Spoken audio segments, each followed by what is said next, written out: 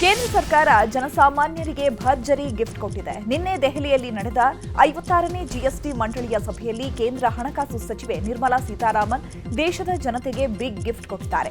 ಸರಕು ಮತ್ತು ಸೇವಾ ತೆರಿಗೆ ಮಂಡಳಿಯು ಸ್ಲ್ಯಾಬ್ಗಳಲ್ಲಿ ಬದಲಾವಣೆ ತರಲಾಗಿದೆ. ಈ ಮೊದಲು 4 ಜಿಎಸ್ಟಿ ಸ್ಲ್ಯಾಬ್ಗಳಿದ್ದು 5%, 12%, 18% ಮತ್ತು 28% ತೆರಿಗೆ ವಿಧಿಸಲಾಗ್ತಾ ಇತ್ತು. ಈಗ 12% ಮತ್ತು 28% ತೆರಿಗೆ ಸ್ಲ್ಯಾಬ್ ಅನ್ನು ತೆಗೆದುಹಾಕಲಾಗಿದೆ. ಕೇವಲ 5% ಮತ್ತು 18% 2 ಹಂತದ ತೆರಿಗೆ ರಚನೆಯನ್ನ ಜಾರಿಗೆ ತರುವುದಕ್ಕೆ ಸಭೆಯಲ್ಲಿ ಒಪ್ಪಿಗೆಯನ್ನ ಸೂಚಿಸಲಾಗಿದೆ. ಇದು ಸೆಪ್ಟೆಂಬರ್ 22ರಿಂದ ಜಾರಿಯಾಗಲಿದೆ. ದಸರಾ ದೀಪಾವಳಿಗೆ ಕೇಂದ್ರ ಸರ್ಕಾರ ಮಧ್ಯಮ ವರ್ಗದವರಿಗೆ ಬಿಗ್ ಗಿಫ್ಟ್ ನೀಡಿದೆ. ಸೆಪ್ಟೆಂಬರ್ 22ರಿಂದಲೇ ಪರಿಷ್ಕೃತ ಜಿಎಸ್ಟಿ ಅನ್ವಯ ಆಗಲಿದ್ದು ಹಾಲು, ಜೀವರಕ್ಷಕ ಔಷಧಿಗಳು, map, charts and globe, pencil, ನೋಟ್ಬುಕ್ಸ್ಗಳಿಗೆ ತೆರಿಗೆ ವಿನಾಯಿತಿ ಸಿಕ್ಕಿದೆ. ಇನ್ನು ತುಪ್ಪ, ಬೆಣ್ಣೆ, ಚೀಸ್, ಹೇರ್ ಆಯಿಲ್, ಶ್ಯಾಂಪೂ, ಟೂತ್ಪೇಸ್ಟ್ಗಳಿಗೆ 18%ರಿಂದ 5% ಜಿಎಸ್ಟಿ ಇಳಿಕೆಯಾಗಿದೆ. ಇನ್ನು ಪೆಟ್ರೋಲ್ ಹೈಬ್ರಿಡ್ ಕಾರುಗಳು, 300 ಸಿಸಿ ಒಳಗಿನ ದ್ವಿಚಕ್ರ ವಾಹನಗಳು ಸೇರಿದಂತೆ ಹಲವು ವಸ್ತುಗಳಿಗೆ 28%ರಿಂದ 18%ಕ್ಕೆ ಇಳಿಕೆಯಾಗಿದೆ. फिर रिडक्शन फ्रॉम 28 टू 18%. इसमें मिडिल क्लास के एस्पिरेशंस मीट करने वाले बहुत सारी चीज़ हैं. Air conditioning machines, TVs which are over 32 inches, all TVs now at 18%. I want to underline, all TVs are now at 18%. Dishwashing machines, small cars, motorcycles equal to or less than 350 cc are all now coming to 18. Reduction of GST from 5% to nil. 5 से 0 में जाने वाले items indicate कर रहा हूँ. Ultra high temperature milk, the UHT milk, chena or paneer, all the Indian breads will see nil rate. So roti किसी के ऊपर भी, chapati or roti or paratha or whatever it is, they all come to nil. Reduction of GST from 12% or from 18% to 5.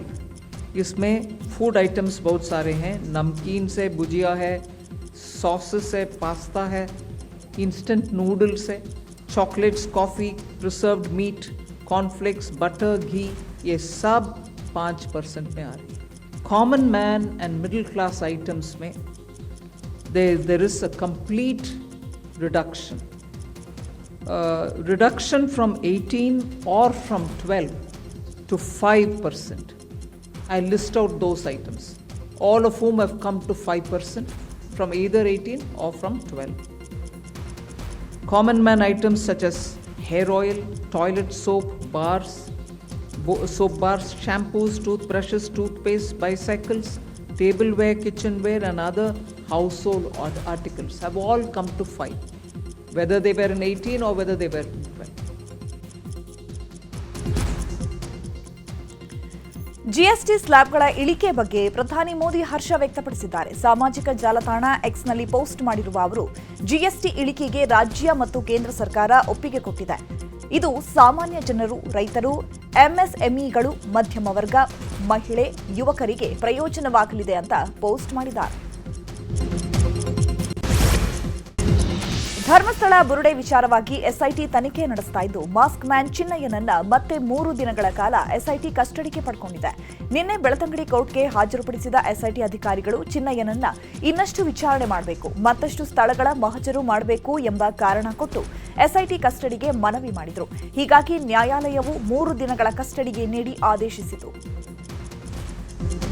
Dharmasthala Burude case ವಿಚಾರವಾಗಿ supreme court ವಕೀಲ KV Dhananjay ಹಾಗೂ ವಕೀಲರ ತಂಡದ ವಿರುದ್ಧ ಎಸ್ಐಟಿಗೆ ದೂರು ಸಲ್ಲಿಕೆಯಾಗಿದೆ. ಧರ್ಮಸ್ಥಳ ಗ್ರಾಮಸ್ಥರು ವಕೀಲ ಕೆವಿ ಧನಂಜಯ್, ಓಜಸ್ವಿ ಗೌಡ, ಸಚಿನ್ ದೇಶಪಾಂಡೆ, ದಿವಿನ್, ಧೀರಜ್ ಹಾಗೂ ಮಂಜುನಾಥ್ ವಿರುದ್ಧ ತನಿಖೆ ಮಾಡುವಂತೆ ಆಗ್ರಹಿಸಿದ್ದಾರೆ. ಮಾಸ್ಕ್ ಮ್ಯಾನ್ ಚಿನ್ನಯ್ಯ ದೂರಿನ ಪ್ರತಿಯಲ್ಲಿ ದಾಖಲೆಗಳನ್ನು ಕೆವಿ ಧನಂಜಯ್ ಬಳಿ ಕೊಟ್ಟಿರೋದಾಗಿ ಹೇಳಿದ್ದ.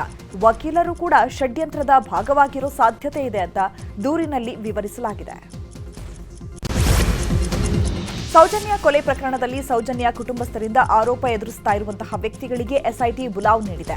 ಈ ಹಿನ್ನೆಲೆ ನಿನ್ನೆ ಬೆಳತಂಗಡಿ ಎಸ್ಐಟಿ ಕಚೇರಿಗೆ ಉದಯ ಜೈನ್ ಆಗಮಿಸಿ ವಿಚಾರಣೆ ಎದುರಿಸಿದರು. ವಿಚಾರಣೆಗೆ ಹಾಜರಾಗುವ ಮುನ್ನ ಮಾತನಾಡಿದ ಉದಯ್ ಜೈನ್, ನಾನು ಯಾವುದೇ ವಿಚಾರಣೆಗೆ ಸಿದ್ಧನಿದ್ದೇನೆ. ಇನ್ನೊಮ್ಮೆ ನನ್ನ ಬ್ರೈನ್ ಮ್ಯಾಪಿಂಗ್ ಮಾಡಿ. ಸೌಜನ್ಯ ತಾಯಿಯ ಮೇಲೆ ನಮಗೆ ಗೌರವ ಇದೆ. ಸೌಜನ್ಯ ಕುಟುಂಬಸ್ಥರು ನಮ್ಮನ್ನ ಬಾಣವಾಗಿ ಬಳಸ್ತಾ ಇದ್ದಾರೆ. ಎಸ್ಐಟಿ ತನಿಖೆಗೆ ಸಾಯೋವರೆಗೂ ನಾನು ತಯಾರು ಇದ್ದೇನೆ ಅಂತ ಹೇಳಿದರು. ಸೌಜನ್ಯ ಕೇಸ್ ಮರು ತನಿಖೆ ಸರ್ಕಾರ ತೀರ್ಮಾನ ಮಾಡೋದಿಲ್ಲ. ತನಿಖೆ ಮಾಡ್ತಾ ಇರುವಂತಹ ಎಸ್ಐಟಿ ತನಿಖೆ ಮಾಡುತ್ತೆ ಅಂತ ಗೃಹ ಸಚಿವ ಪರಮೇಶ್ವರ್ ಹೇಳಿದ್ದಾರೆ. ಬೆಂಗಳೂರಿನಲ್ಲಿ ಮಾತನಾಡಿದಂತಹ ಅವರು, ಸೌಜನ್ಯ ಪ್ರಕರಣದ ಆರೋಪಿಗಳನ್ನ ವಿಚಾರಣೆಗೆ ಕರೆಸಿರಬಹುದು. ಏನ್ ವಿಚಾರಣೆ ಮಾಡಿದ್ದಾರೆ ಅನ್ನೋದು ಗೊತ್ತಿಲ್ಲ, ಅದನ್ನ ಹೇಳೋಕ್ಕಾಗಲ್ಲ. ತನಿಖೆ ಮಾಡ್ತಾ ಇರುವ ಎಸ್ಐಟಿ ತೀರ್ಮಾನ ಮಾಡುತ್ತೆ ಅಂತ ಪರಂ ಹೇಳಿದ್ದಾರೆ. ಸೌಜನ್ಯ ಕೇಸ್ ಮರು ತನಿಖೆ ಬಗ್ಗೆ ವಿಜಯೇಂದ್ರ ಹೇಳಿಕೆ ಹಿನ್ನೆಲೆ ಬಿವೈವಿಗೆ ಸಿಎಂ ಸಿದ್ದರಾಮಯ್ಯ ಟಾಂಗ್ ಕೊಟ್ಟಿದ್ದಾರೆ. ಬೆಂಗಳೂರಿನಲ್ಲಿ ಮಾತನಾಡಿದ ಅವರು, ಸಿಬಿಐ ಯಾರ ಬಳಿ ಇದೆ? ಯಾರ ಅವಧಿಯಲ್ಲಿ ಕೊಲೆ ಆಗಿತ್ತು? ಈಗ ಸುಪ್ರೀಂ ಕೋರ್ಟ್ ವೆಚ್ಚ ಭರಿಸ್ತೀನಿ ಅಂದ್ರೆ ಹೇಗೆ? ಸೌಜನ್ಯ ತಾಯಿ ಅದನ್ನ ನಿರ್ಧಾರ ಮಾಡ್ತಾರೆ. ಅವರು ಮಾಡಿದ್ದು ಧರ್ಮಸ್ಥಳ ಚಲೋ ಅಲ್ಲ, ಅದು ರಾಜಕೀಯ ಚಲೋ ಅಂತ ವಾಗ್ದಾಳಿ ನಡೆಸಿದ್ರು. ಸಿಬಿಐ ಯಾರ ಅಧೀನದಲ್ಲಿರೋದು? ಯಾರ ಕಾಲದಲ್ಲಿ ಕೊಟ್ಟದು ಜಡ್ಜ್ಮೆಂಟು? ಅವರು ಅಕ್ಯೂಟ್ ಮಾಡಿಬಿಟ್ಟು ಈಗ ಸುಪ್ರೀಂ ಕೋರ್ಟ್ಗಾಗಿ ಖರ್ಚು ಕೊಡ್ತೀವಿ ಅಂತಂದರೆ the mother of the Soujanya, she has to decide whether it's a fit case for the appeal or not. ರಾಜಕೀಯ ಚಲೋ ಅದು, ಧರ್ಮಸ್ಥಳ ಚಲೋ ಅಲ್ಲ, ರಾಜಕೀಯ. ಧರ್ಮಸ್ಥಳ ಹಾಗೂ ಸೌಜನ್ಯ ಕೇಸ್ನಲ್ಲಿ ಬಿಜೆಪಿ ಪಾತ್ರದ ಬಗ್ಗೆ ಸಿಎಂ ಹೇಳಿಕೆ ಅಸಂಬದ್ಧ ಅಂತ ಬಿಜೆಪಿ ಎಂಎಲ್ಸಿ ಸಿಟಿ ರವಿ ಹೇಳಿದ್ದಾರೆ. ಕೊಪ್ಪಳದ ಗಂಗಾವತಿಯಲ್ಲಿ ಮಾತನಾಡಿದ ಸಿಟಿ ರವಿ, ಎರಡನ್ನೂ ಹೋಲಿಕೆ ಮಾಡೋದು ಸಹ ಕುತಂತ್ರ.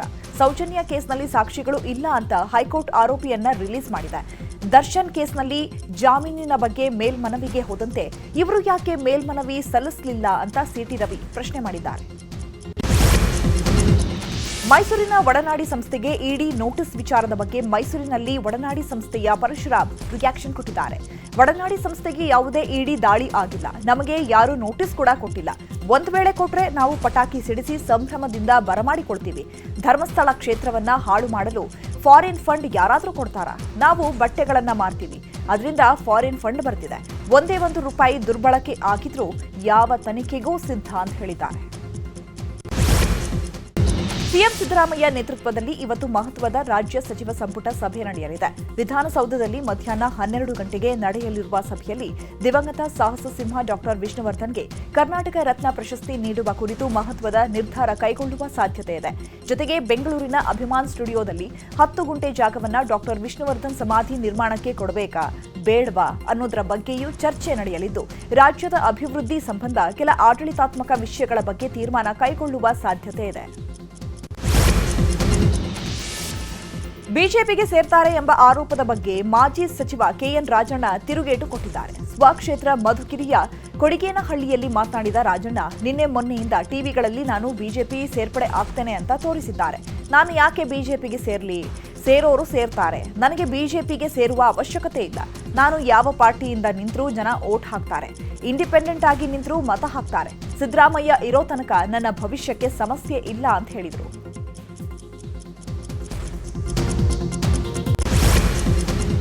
ರಾಜಣ್ಣ ಅಂಡ್ ಸನ್ ವಿರುದ್ಧ ಶಾಸಕ ಬಾಲಕೃಷ್ಣ ವಾಗ್ದಾಳಿ ನಡೆಸಿದ್ದಾರೆ. ರಾಜಣ್ಣ ಅವರನ್ನ ವಜಾ ಮಾಡಲಾಗಿದೆ. ಇದರಲ್ಲಿ ಯಾರ ಷಡ್ಯಂತ್ರವೂ ಇಲ್ಲ. ಆದರೆ ರಾಜಣ್ಣ ಷಡ್ಯಂತ್ರ ಅಂತ ಹೇಳಿ ಡಿಸಿಎಂ ಮೇಲೆ ಗೂಬೆ ಕೂರಿಸುತ್ತಿದ್ದಾರೆ. ಆರ್ಎಸ್ಎಸ್ ಗೀತೆ ಹೇಳಿದ್ದಾರಂತ ಅವರ ಮೇಲೆ ಕ್ರಮಕ್ಕೆ ಹೇಳ್ತಿದ್ದಾರೆ. ಆದರೆ ಅದಕ್ಕೂ ಇದಕ್ಕೂ ಹೋಲಿಕೆ ಮಾಡೋದಲ್ಲ ಅಂತ ಹೇಳಿದ್ರು. ನಾವು ಕೂಡ ಸಿದ್ದರಾಮಯ್ಯನವರ ಶಿಷ್ಯರೇ ಅಂತ ರಾಜಣ್ಣಗೆ ಟಾಂಗ್ ಕೊಟ್ಟರು. ಇನ್ನು ಮಾಜಿ ಸಚಿವ ಕೆಎನ್ ರಾಜಣ್ಣ ಬಿಜೆಪಿಗೆ ಬರ್ತಾರೆ ಅನ್ನೋದು ಊಹಾಪೋಹ ಅಂತ ಸಿಟಿ ರವಿ ಹೇಳಿದ್ದಾರೆ. ಕಾಂಗ್ರೆಸ್ನಲ್ಲಿ ರಾಜಣ್ಣನನ್ನ ಹೊರಗೆ ಹಾಕಬೇಕು ಅಂತ ಗುಂಪು, ರಾಜಣ್ಣ ಪರವಾಗಿ ಒಂದು ಗುಂಪಿದೆ. ರಾಜಣ್ಣ ಬಿಜೆಪಿಗೆ ಬರ್ತೀನಿ ಎಂದಿಲ್ಲ, ನಾವು ಅವರನ್ನ ಕರೆದಿಲ್ಲ ಅಂತ ಹೇಳಿದರು. ಜಕ್ಕೂರು ಏರೋಡ್ರಮ್ ಅಭಿವೃದ್ಧಿ ಸಂಬಂಧ ನಿನ್ನೆ ನಡೆದ ಸಭೆ ಮುಕ್ತಾಯವಾಗಿದೆ. ಸಭೆ ಬಳಿಕ ಸಿಎಂ ಸಿದ್ದರಾಮಯ್ಯ ಮಾತನಾಡಿ, 2 ರೀತಿಯ ಪ್ಲಾನ್ ಇದೆ. ಜಕ್ಕೂರು ಏರೋಡ್ರಮ್ ಅಭಿವೃದ್ಧಿ ವಿಚಾರವಾಗಿ ಕೋರ್ಟ್ ತೀರ್ಪು ಇದೆ. ಒಟ್ಟು 200 ಎಕರೆ ಜಾಗವಿದ್ದು ಏರ್ಪೋರ್ಟ್ ಮಾಡುವಾಗ ಫ್ಲೈಓವರ್ ಬರುವ ಬಗ್ಗೆ ಮಾಹಿತಿ ಇರಲಿಲ್ಲ. ಫ್ಲೈಓವರ್ ಬಂದಿರೋದ್ರಿಂದ ಸಮಸ್ಯೆಯಾಗಿದೆ. ಸರ್ಕಾರದಿಂದಲೇ ಜಕ್ಕೂರು ಏರೋಡ್ರಮ್ ಅಭಿವೃದ್ಧಿ ಮಾಡ್ತೇವೆ ಅಂತ ಹೇಳಿದರು. ಈ ಬಗ್ಗೆ ನ್ಯೂಸ್ 18 ನಿರಂತರ ವರದಿ ಬಿತ್ತರಿಸಿತ್ತು. ರಾಜ್ಯ ಸರ್ಕಾರ ಒಳ ಮೀಸಲಾತಿ ಬಗ್ಗೆ ಅಧಿಕೃತ ಅಧಿಸೂಚನೆ ಹೊರಡಿಸಿದ ಬಳಿಕವೂ ಒಳ ಮೀಸಲಾತಿ ಗೊಂದಲ ಮುಗಿದಿಲ್ಲ. ಆದಿ ಕರ್ನಾಟಕ, ಆದಿ ದ್ರಾವಿಡ, ಆದಿ ಆಂಧ್ರ ಮತ್ತು ಅಲೆಮಾರಿಗಳಿಗೆ ಪ್ರತ್ಯೇಕ ಶೇಕಡಾ 1% ಮೀಸಲಾತಿಗೆ ಆಗ್ರಹ ಮುಂದುವರೆದಿದೆ. ಶೇಕಡಾ 1% ಮೀಸಲಾತಿ ನೀಡಬೇಕು ಅಂತ ಆಗ್ರಹಿಸಿ ಫ್ರೀಡಂ ಪಾರ್ಕ್ನಲ್ಲಿ ಪ್ರತಿಭಟನೆ ನಡೆಸಲಾಗ್ತಾ ಇದೆ. ಮಳೆಯ ನಡುವೆಯೂ ಮೀಸಲಾತಿಗಾಗಿ ಪ್ರತಿಭಟನೆ ನಡೆಸಿದ್ದಾರೆ. ಬಳಿಕ ಪ್ರತ್ಯೇಕ ಮೀಸಲಾತಿಗೆ ಆಗ್ರಹಿಸಿ ಕಾವೇರಿ ನಿವಾಸದಲ್ಲಿ ಸಿಎಂಗೆ ಮನವಿ ಸಲ್ಲಿಕೆ ಮಾಡಲಾಗಿದೆ. ಬಿಜೆಪಿ ರಾಜ್ಯಾಧ್ಯಕ್ಷ ಬಿವೈ ವಿಜಯೇಂದ್ರ ತಮ್ಮ ಸ್ವಕ್ಷೇತ್ರ ಶಿಕಾರಿಪುರದ ವಿವಿಧ ಗ್ರಾಮಗಳಿಗೆ ಭೇಟಿ ನೀಡಿದ್ದಾರೆ. ಈ ಸಂದರ್ಭದಲ್ಲಿ ತಮ್ಮ ತಂದೆಯವರು ಬಳಸಿದ್ದ ಅಂಬಾಸಿಡರ್ ಕಾರನ್ನೇ ಬಳಸಿದ್ದಾರೆ. ಈ ಕಾರು ಯಡಿಯೂರಪ್ಪನವರ ರಾಜಕೀಯ ಯಾತ್ರೆಯ ಒಂದು ಭಾಗವಾಗಿದ್ದು, ಶಿಕಾರಿಪುರದ ಜನರೊಂದಿಗೆ ಭಾವನಾತ್ಮಕ ಸಂಬಂಧವನ್ನ ಹೊಂದಿದೆ. ಈ ಅಂಬಾಸಿಡರ್ ಕಾರು ಕೇವಲ ವಾಹನವಲ್ಲ, ಇದು ನನ್ನ ತಂದೆಯವರ ಕಷ್ಟಪಟ್ಟ ರಾಜಕೀಯ ಪಯಣದ ಸಂಕೇತ ಅಂತ ಸಾಮಾಜಿಕ ಜಾಲತಾಣದಲ್ಲಿ ಭಾವುಕರಾಗಿ ಹೇಳಿಕೊಂಡಿದ್ದಾರೆ.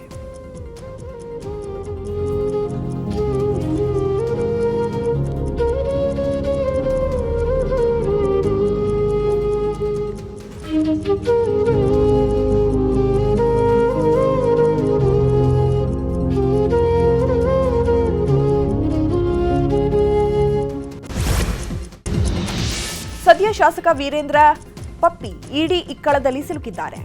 ಇವತ್ತು ವೀರೇಂದ್ರ ಅವರ ಕಸ್ಟಡಿ ಅಂತ್ಯವಾಗಲಿದೆ. ಇವತ್ತು ವೀರೇಂದ್ರ ಪಪ್ಪಿ ಅವರನ್ನ ಇಡಿ ಜನಪ್ರತಿನಿಧಿಗಳ ವಿಶೇಷ ನ್ಯಾಯಾಲಯಕ್ಕೆ ಹಾಜರುಪಡಿಸಲಿದೆ.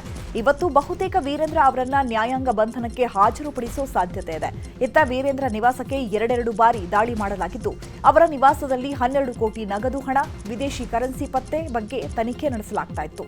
ಸದ್ಯ ಪಿಎಂಎಲ್ಎ ಕಾಯ್ದೆ ಅಡಿ ಕೇಸ್ ದಾಖಲಾಗಿದ್ದು, ಅಕ್ರಮ ಹಣ ವರ್ಗಾವಣೆ ಬಗ್ಗೆಯೂ ಮಾಹಿತಿ ಪಡೆಯುವ ಸಾಧ್ಯತೆ ಇದೆ. ಶಾಸಕ ಮುನಿರತ್ನಗೆ ಬಿಗ್ ರಿಲೀಫ್ ಸಿಕ್ಕಿದೆ.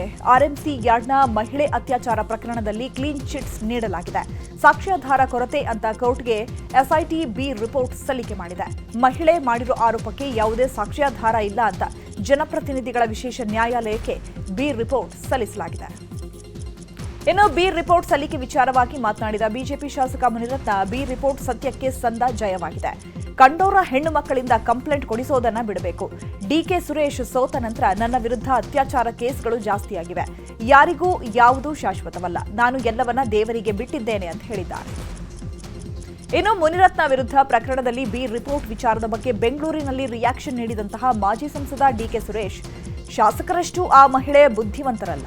ಅವರ ಪಕ್ಷದ ಮಹಿಳೆ ಆಗಿರೋದ್ರಿಂದ ಅವರು ಎಲ್ಲಿಂದ ಸಾಕ್ಷಿ ತರ್ತಾರೆ. ಆದ್ರೆ ಬೇರೆ ಪ್ರಕರಣಗಳಲ್ಲಿ ಸಾಕ್ಷಿ ಇದೆಯಲ್ಲ, ಜಾತಿ ನಿಂದನೆ ಕೇಸ್ ಇದೆಯಲ್ಲ, ಯಾವ ಮುಖ ತಗೊಂಡು ಭಾಷಣ ಮಾಡ್ತಾರೇನೋ ಅಂತ ಕಿಡಿಕಾರಿದರು. ರೇಣುಕಾಸ್ವಾಮಿ ಕೊಲೆ ಪ್ರಕರಣದ ಆರೋಪಿ ನಟ ದರ್ಶನ್ ಅನ್ನ ಬೆಂಗಳೂರಿನ ಪರಪ್ಪನ ಅಗ್ರಹಾರ ಜೈಲಿನಿಂದ ಶಿಫ್ಟ್ ಮಾಡಬೇಕು ಅನ್ನುವ ಅರ್ಜಿ ವಿಚಾರಣೆ ಮುಕ್ತಾಯ ಆಗಿದೆ. ವಾದ ಪ್ರತಿವಾದ ಆಲಿಸಿರುವ ಕೋರ್ಟ್ ಸೆಪ್ಟೆಂಬರ್ 9ರಂದು ಆದೇಶ ಪ್ರಕಟಿಸುವುದಾಗಿ ತಿಳಿಸಿದೆ. ದರ್ಶನ್ ಪರ ವಕೀಲ ಸುನೀಲ್ ವಾದ ಮಂಡಿಸಿ ಜೀವಾವಧಿ ಶಿಕ್ಷೆ, ಡೆತ್ ಸೆಂಟೆನ್ಸ್, ದಂಡ ಪಾವತಿ ಮಾಡದವರು ಹಾಗೂ ಒಳ್ಳೆಯ ವರ್ತನೆ ಇಲ್ಲದವರನ್ನ ಶಿಫ್ಟ್ ಮಾಡಲು ಅವಕಾಶವಿದೆ. ಆದರೆ ದರ್ಶನ್ ಸೇರಿ ಈ ಅರ್ಜಿದಾರರ ವರ್ತನೆ ಸರಿಯಿಲ್ಲ ಅನ್ನೋದಕ್ಕೆ ಕಾರಣಗಳಿಲ್ಲ.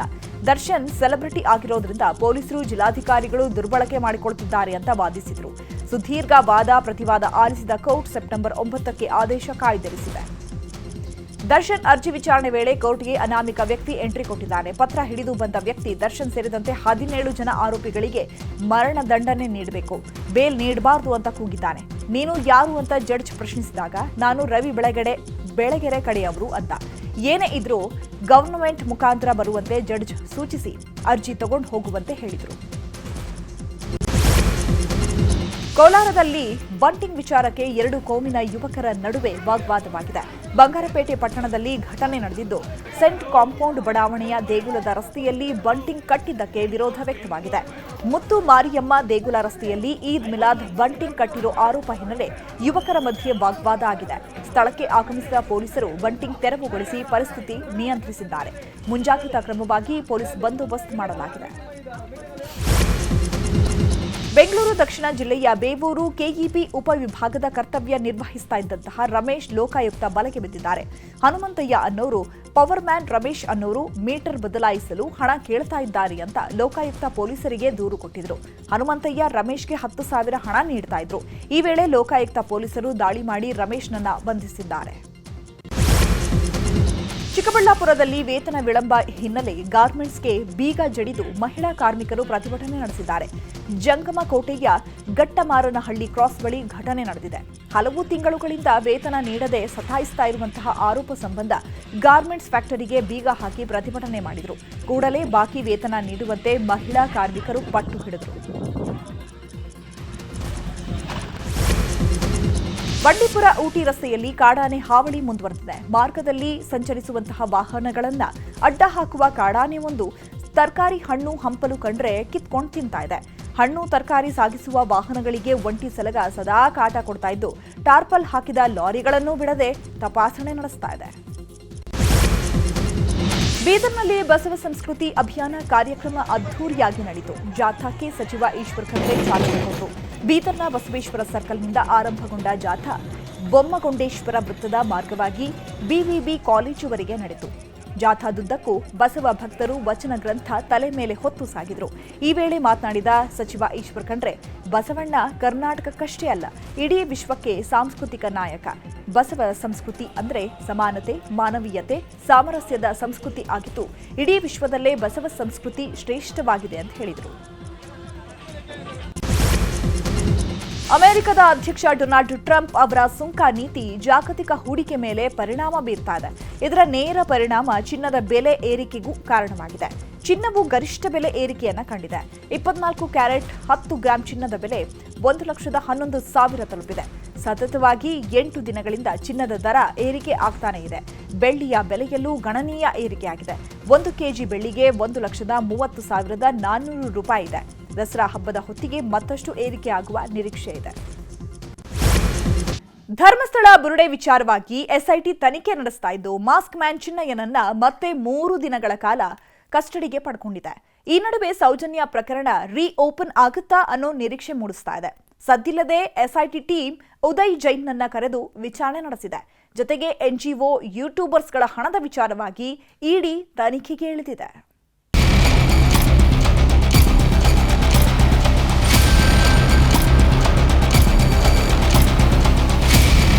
ಧರ್ಮಸ್ಥಳದಲ್ಲಿ ಎಸ್ಐಟಿ ತನಿಖೆ ಈಗ ಬೇರೆ ಬೇರೆ ಆಯಾಮಗಳಲ್ಲಿ ಸಾಗುತ್ತಿರುವುದು ಸ್ಪಷ್ಟವಾಗುತ್ತಿದೆ. ಒಂದೆಡೆ ಬುರುಡೆ ಚಿನ್ನಯ್ಯನ ಬೆನ್ನು ಬಿದ್ದಿರುವ ಎಸ್ಐಟಿ, ಮತ್ತೊಂದೆಡೆ ಸೌಜನ್ಯ ಪ್ರಕರಣದ ಬಗ್ಗೆಯೂ ಮಹತ್ವದ ಮಾಹಿತಿ ಕಲೆ ಹಾಕಲು ಮುಂದಾಗಿದೆ. ಸೌಜನ್ಯ ಪ್ರಕರಣದಲ್ಲಿ ಆಕೆಯ ಪೋಷಕರು ಈ ಹಿಂದೆ ಆರೋಪ ಮಾಡಿದ್ದ ವ್ಯಕ್ತಿ ಇಂದು ಎಸ್ಐಟಿ ಮುಂದೆ ಹಾಜರಾಗಿದ್ದಾರೆ. ಈ ಮೂಲಕ ಸೌಜನ್ಯಾಳಿಗೆ ನ್ಯಾಯ ಸಿಗಬೇಕು ಎಂದು ಹೋರಾಡುತ್ತಿದ್ದವರಿಗೂ ಹೊಸ ನಿರೀಕ್ಷೆಯೊಂದು ಚಿಗುರಿದೆ. ಸತ್ಯ ಹೇಳುವವರಿಗೆ ಯಾಕೆ ಹೆದರಿಕೆ? ಈಗ ಸುಳ್ಳು ಹೇಳುವವರಿಗೆ ಏನು ಭಯ ಇಲ್ಲ. ಹಾಗಾದ್ರೆ ಸತ್ಯ ಹೇಳುವವರಿಗೆ ಏನು ಭಯ ಇಲ್ಲ. ನಾವು ಯಾವಾಗ ಬೇಕಾದ್ರೂ ಬರ್ತೇನೆ. ಎಂತ ಟೆಸ್ಟ್ ಮಾಡಬೇಕು, ಇನ್ನೂ ಟೆಸ್ಟ್ ಇನ್ನೊಮ್ಮೆ ಬೇಕಾದ್ರೆ ಮಾಡ್ಬೋದು. ನಮ್ಮನ್ನು ಸಹ ಇನ್ನೊಮ್ಮೆ ಬೇಕಾದ್ರೆ ಮ್ಯಾಪಿಂಗ್ ಮಾಡಿದ್ರೆ ನಾವು ರೆಡಿ ಇದ್ದೇವೆ. ಇಲ್ಲಿಂದಲೇ ಈಗ ಈ ಜಾಗದಿಂದಲೇ ನಾವು ಹೋಗ್ಲಿ ರೆಡಿ ಇದ್ದೇವೆ. ಒಂದೆಡೆ ಉದಯ್ ಜೈನ್ ವಿಚಾರಣೆ ನಡೆದರೆ, ಮತ್ತೊಂದೆಡೆ ಧರ್ಮಸ್ಥಳದಲ್ಲಿ ನಡೆದಿದೆ ಎನ್ನಲಾಗಿರುವ ರಹಸ್ಯ ಸಾವುಗಳ ಬೆನ್ನತ್ತಿರುವ ಎಸ್ಐಟಿ ಬುರುಡೆ ಚಿನ್ನಯ್ಯನನ್ನ ಈಗಾಗಲೇ ಕಸ್ಟಡಿಯಲ್ಲಿಟ್ಟು ವಿಚಾರಣೆ ನಡೆಸಿತ್ತು. ಚಿನ್ನಯ್ಯನ ಕಸ್ಟಡಿ ಅವಧಿ ಅಂತ್ಯವಾಗಿದ್ದರಿಂದ ಮೆಡಿಕಲ್ ಚೆಕಪ್ ಮಾಡಿಸಿ ನಂತರ ಕೋರ್ಟ್ಗೆ ಹಾಜರುಪಡಿಸಲಾಗಿತ್ತು. ಈ ಹಿಂದೆ ದೂರು ಕೊಡಲು ಬಂದಿದ್ದಾಗ ಚಿನ್ನಯ್ಯನ ಜೊತೆ ವಕೀಲರಿದ್ದರು. ಆದರೆ ಸದ್ಯ ಎಸ್ಐಟಿ ಕಸ್ಟಡಿಯಲ್ಲಿರುವ ಚಿನ್ನಯ್ಯ ತನಗೆ ಉಚಿತ ಕಾನೂನು ಸೇವೆ ಬೇಕು ಎಂದು ಮನವಿ ಮಾಡಿದ್ದ. ಹೀಗಾಗಿಯೇ ಕಾನೂನು ಸೇವಾ ಪ್ರಾಧಿಕಾರದ ವತಿಯಿಂದ ಕಿಶೋರ್ ಅವರ ನೇತೃತ್ವದಲ್ಲಿ 4 ವಕೀಲರನ್ನ ನೇಮಿಸಲಾಗಿತ್ತು. ಬೆಳ್ತಂಗಡಿ ಕೋರ್ಟ್ನಲ್ಲಿ ಕ್ಲೋಸ್ ಡೋರ್ ವಿಚಾರಣೆ ನಡೆಯಿತು. ಸರ್ಕಾರಿ ಪರ ವಕೀಲರು ಕೋರ್ಟ್ಗೆ ತನಿಖೆಯ ಈವರೆಗಿನ ಪ್ರಗತಿಯ ವರದಿಯನ್ನ ಸಲ್ಲಿಸಿದ್ರು. ಸಾಕ್ಷಿ ಸಂಗ್ರಹಣೆ, ಬಾಕಿ ವಿಚಾರಣೆ ಇತ್ಯಾದಿ ವಿವರ ಸಲ್ಲಿಸಿದ್ರು. ಜೊತೆಗೆ ಎಸ್ಐಟಿ ಇದುವರೆಗೆ ನಡೆಸಿರುವ ತನಿಖೆಯ ಪ್ರಗತಿ ವರದಿ ಕೋರ್ಟ್ಗೆ ಸಲ್ಲಿಸಲಾಯಿತು. ವಾದ ಪ್ರತಿವಾದ ಆಲಿಸಿದ ಬೆಳ್ತಂಗಡಿ ಕೋರ್ಟ್ ಚಿನ್ನಯ್ಯನನ್ನ ಮತ್ತೆ 3 ದಿನ ಕಸ್ಟಡಿಗೆ ನೀಡಿತು. ಚಿನ್ನಯ್ಯನನ್ನು ಇನ್ನಷ್ಟು ವಿಚಾರಣೆ ಮಾಡಬೇಕು, ಆತ ಈಗಾಗಲೇ ಮಾಹಿತಿ ನೀಡಿರುವ ಇನ್ನಷ್ಟು ಸ್ಥಳಗಳ ಮಹಜರು ಮಾಡಬೇಕೆಂಬ ಕಾರಣಕ್ಕಾಗಿ ಮತ್ತೆ ಎಸ್ಐಟಿ ಕಸ್ಟಡಿಗೆ ನೀಡಲಾಗಿದೆ. ಇದೀಗ ಕೋರ್ಟ್ನ ಅನುಮತಿ ಸಿಕ್ಕಿದ್ದು ಆತ ವಾಸ ಮಾಡುತ್ತಿದ್ದ ತಮಿಳುನಾಡಿನಲ್ಲಿರುವ ಮನೆ ಹಾಗೂ ಆತ ದೆಹಲಿಯಲ್ಲಿ ಬುರುಡೆ ತೆಗೆದುಕೊಂಡು ಹೋಗಿದ್ದಾನೆ ಎನ್ನಲಾದ ಸ್ಥಳಗಳಲ್ಲೂ ಎಸ್ಐಟಿ ಮಹಜರು ನಡೆಸುವ ಸಾಧ್ಯತೆಗಳಿವೆ. ಹೀಗೆ ಚಿನ್ನಯ್ಯನನ್ನು ಮತ್ತೆ ಕಸ್ಟಡಿಗೆ ಪಡೆದುಕೊಂಡಿರುವ ಎಸ್ಐಟಿ ಬುರುಡೆ ಕೇಸಿನ ತನಿಖೆಯನ್ನ ಮುಂದುವರೆಸಿದೆ. ಆದರೆ ಎಸ್ಐಟಿ ತನಿಖೆ ಕೇವಲ ಬುರುಡೆ ಕೇಸಿಗೆ ಮಾತ್ರ ಸೀಮಿತವಾಗಿಲ್ಲ ಎನ್ನುವುದು ಇವತ್ತು ಉದಯ್ ಜೈನ್ ಎಂಬುವರನ್ನ ಎಸ್ಐಟಿ ವಿಚಾರಣೆಗೆ ಕರೆಸಿದಾಗಲೇ ಸ್ಪಷ್ಟವಾಗಿದೆ. ಧರ್ಮಸ್ಥಳದ ಮಣ್ಣಸಂಕದ ಬಳಿಯಲ್ಲಿ ಅತ್ಯಾಚಾರಕ್ಕೊಳಗಾಗಿ ಸಾವಿಗೀಡಾಗಿದ್ದ ಸೌಜನ್ಯಾಳ ಪ್ರಕರಣದ ಕಡೆಗೂ ಎಸ್ಐಟಿ ತನಿಖೆ ವ್ಯಾಪಿಸಿದಂತೆ ಗೋಚರಿಸುತ್ತಿದೆ. ಸೌಜನ್ಯಾಳಿಗೆ ನ್ಯಾಯ ಸಿಗಬೇಕು ಎಂಬ ಕಾರಣಕ್ಕಾಗಿ ಈಗಾಗಲೇ ಸೌಜನ್ಯಾಳ ತಾಯಿ ಕುಸುಮಾವತಿ ಎಸ್ಐಟಿಗೆ ದೂರು ಕೊಟ್ಟಿದ್ದರು. ಸೌಜನ್ಯಾಳ ಸಾವಿನ ಬಗ್ಗೆ ಬುರುಡೆ ಮ್ಯಾನ್ ಚಿನ್ನಯ್ಯ ಈ ಹಿಂದೆಯೇ ಸಂದರ್ಶನಗಳಲ್ಲಿ ಮಾಹಿತಿ ಹಂಚಿಕೊಂಡಿದ್ದ. ಅದರ ಆಧಾರದಲ್ಲಿಯೇ ತನಿಖೆಗೆ ಒತ್ತಾಯಿಸಿದ್ದರು.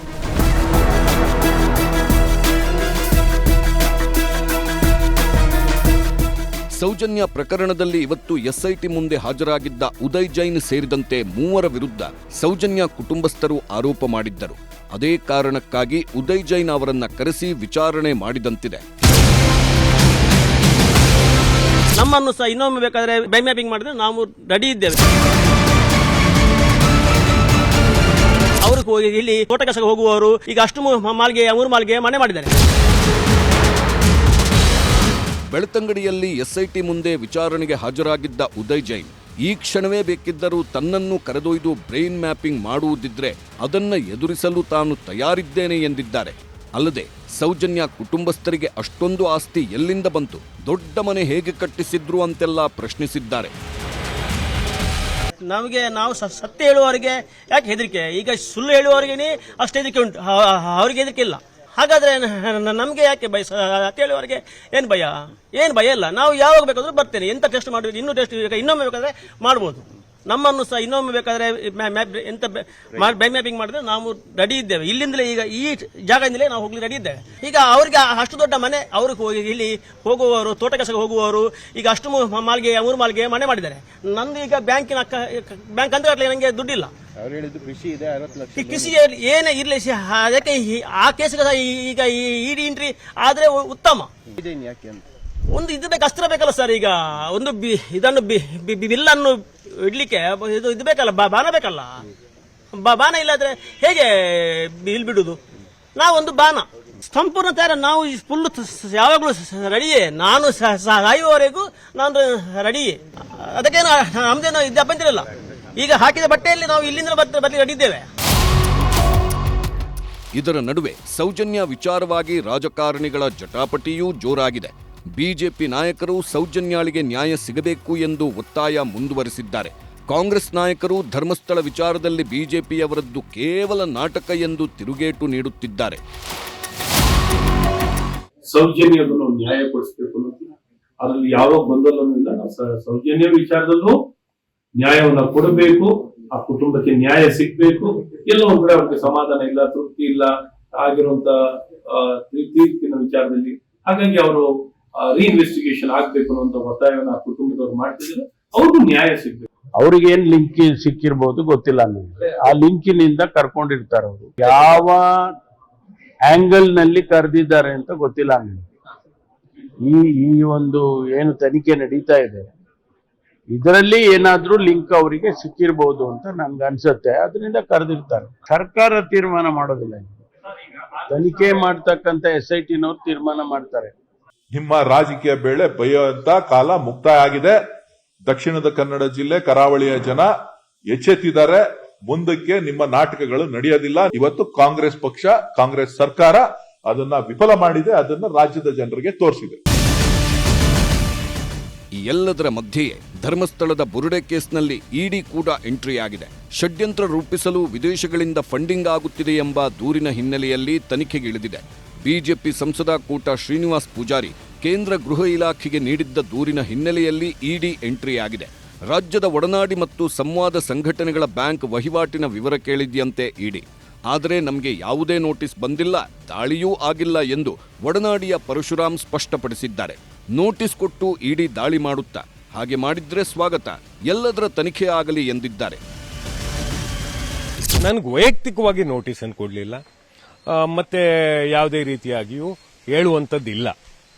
ನೋಟಿಸ್ ಕೊಟ್ಬಿಟ್ಟು ಯಾರು ಇಡಿ ಬರ್ತಾರ ಅನ್ನುವಂಥದ್ದು ಒಂದು ಕಾಮನ್ ಸೆನ್ಸ್ ಇದುವರೆಗೂ. ಅವರೆಲ್ಲ ಮೊದಲು ಕುತ್ತಿಗೆಗೆ ಹಗ್ಗ ಹಾಕಿ ಆಮೇಲೆ ನೋಟಿಸ್ ಅನ್ನು ಕೊಡುವಂಥವ್ರು. ಈ ಕಾರಣದಿಂದ ನನಗಂತೂ ಅರಿವಿಲ್ಲ ಸರ್.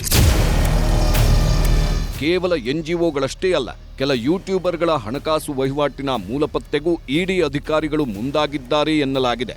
ಯೂಟ್ಯೂಬರ್ಗಳಿಗೆ ಸಂಬಂಧಿಸಿದಂತೆ ಕಳೆದ 5 ವರ್ಷಗಳ ಹಣಕಾಸು ವಹಿವಾಟಿನ ವಿವರ ನೀಡುವಂತೆ ಬ್ಯಾಂಕ್ನಿಂದ ಕೇಳಿದೆ.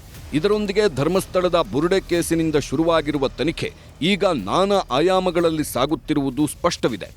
SIT ತನಿಖೆಯಿಂದ ಸತ್ಯ ಸಂಪೂರ್ಣವಾಗಿ ಹೊರಬರಲಿ ಎನ್ನುವುದಷ್ಟೇ ಜನರ ಆಶಯ. ಮೈಸೂರಿನಿಂದ ಆನಂದ್ ಜೊತೆ ಮಂಜುನಾಥ್ ಆರ್ಯ ಮತ್ತು ಕಿಶನ್ ಶೆಟ್ಟಿ, ನ್ಯೂಸ್ 18 ಧರ್ಮಸ್ಥಳ.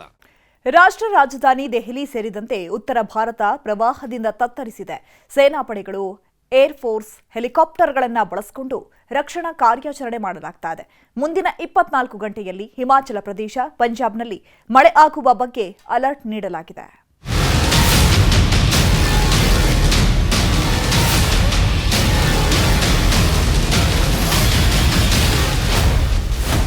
ರಣಮಳೆ ಪ್ರವಾಹಕ್ಕೆ ತತ್ತರಿಸಿದ ಉತ್ತರ ಭಾರತ. ದೆಹಲಿ ಸೇರಿದಂತೆ ಹಲವು ರಾಜ್ಯಗಳಲ್ಲಿ ತಲ್ಲಣ.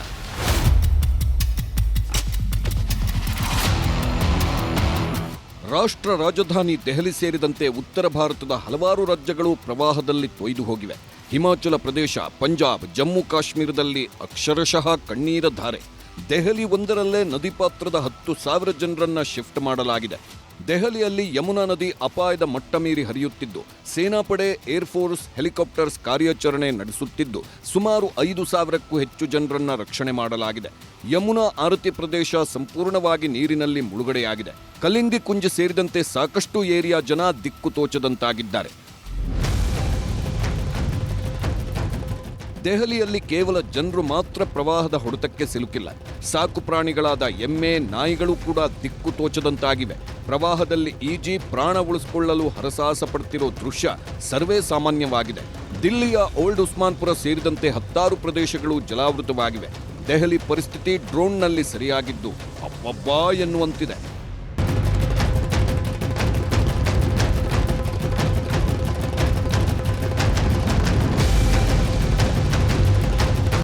ದೆಹಲಿಯ ಮೊನೆಸ್ಟ್ರಿ ಮಾರ್ಕೆಟ್ ಸಂಪೂರ್ಣವಾಗಿ ಯಮುನಾ ನದಿ ನೀರಿನಿಂದ ತುಂಬಿದೆ. ಮಾರ್ಕೆಟ್ ಬಳಿಯ ಜನವಸತಿ ಪ್ರದೇಶದಲ್ಲೂ ಕೆಸರು ನೀರು ತುಂಬಿದ್ದು, ಜನರು ಮಂಡಿಯುದ್ದ ನೀರಿನಲ್ಲೇ ತೆರಳುವಂತಾಗಿದೆ. ಜಲಾವೃತ ಪ್ರದೇಶದಿಂದ ಜನರು ಬೇರೆಡೆಗೆ ವಲಸೆ ಹೋಗುತ್ತಿದ್ದಾರೆ.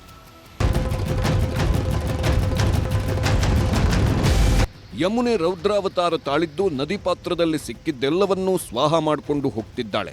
ಹರಿಯಾಣದ ಯಮುನಾನಗರದಲ್ಲಿರುವ ಹತ್ನಿಕುಂಡ್ ಬ್ಯಾರೇಜ್ ರೀಓಪನ್ ಮಾಡಲಾಗಿದ್ದು, ನದಿಗೆ ಅಪಾರ ಪ್ರಮಾಣದ ನೀರು ಬಿಡಲಾಗಿದೆ. ಹೀಗಾಗಿ ದೆಹಲಿಗೆ ಮತ್ತಷ್ಟು ಸಂಕಷ್ಟ ಎದುರಾಗುವ ಸಾಧ್ಯತೆ ಹೆಚ್ಚಿದೆ.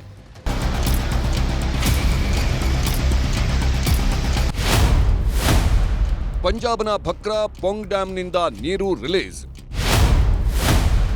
ಹಿಮಾಚಲದಲ್ಲಿ ಭಾರೀ ಮಳೆ, ಪಂಜಾಬ್ಗೆ ಎಫೆಕ್ಟ್. ಹಿಮಾಚಲ ಪ್ರದೇಶದಲ್ಲಿ ಮೇಘಸ್ಫೋಟವೇ ಸಂಭವಿಸಿದ್ದು, ಹಿಮಾಚಲ ಎಫೆಕ್ಟ್ ಪಂಜಾಬ್ ಮೇಲೆ ತಟ್ಟಿದೆ. ಭಕ್ರಾ ಡ್ಯಾಂನಿಂದ ನೀರನ್ನು ನದಿಗೆ ಬಿಡುಗಡೆ ಮಾಡಲಾಗಿದೆ. ಸಟ್ಲೇಜ್, ಬೀಸ್, ರಾವಿ ನದಿಗಳ ಅಬ್ಬರಕ್ಕೆ ಪಂಜಾಬ್ ತಲ್ಲಣಿಸಿದೆ. ಇಲ್ಲಿವರೆಗೂ 30 ಜನ ಸಾವನ್ನಪ್ಪಿದ್ದು, 3.5 ಲಕ್ಷ ಜನರ ಮೇಲೆ ಪರಿಣಾಮ ಬೀರಿದೆ. ನೆರೆಯಿಂದ ರಕ್ಷಣೆ ಪಡೆಯಲು ನದಿಗೆ ಮರಳಿನ ಮೂಟೆ ಇಡಲಾಗಿದೆ.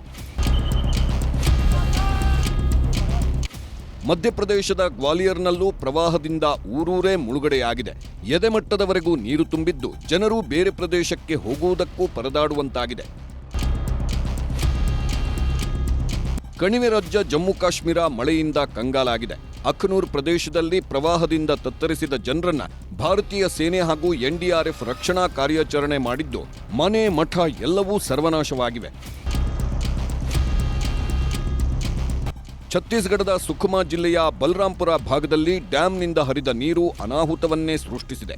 ಇಡೀ ಗ್ರಾಮವೇ ನಾಮಾವಶೇಷವಾಗಿದ್ದು, 4 ಸಾವನ್ನಪ್ಪಿದ್ದಾರೆ.